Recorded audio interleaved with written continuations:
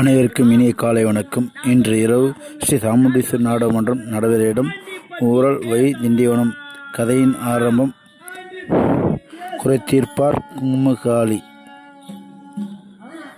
ஸ்ரீ சாமுண்டீஸ்வரர் நாடகமன்றம் நடைபெறும் ஊரல் வயலி திண்டிவனம் 29/4/2026 சித்திரை 16 புதன்கிழமை. இன்று இரவு சாமுண்டீஸ்வரர் நாடகமன்றம் நடைபெறும் ஊரல் வை திண்டிவனம் அனைவரும் வருக, ஆதரவு தருக. சித்திரை மாதம் முக்கியமான தேதி சித்திரா பௌர்ணமி அன்று சித்திரை 18, 21, 28.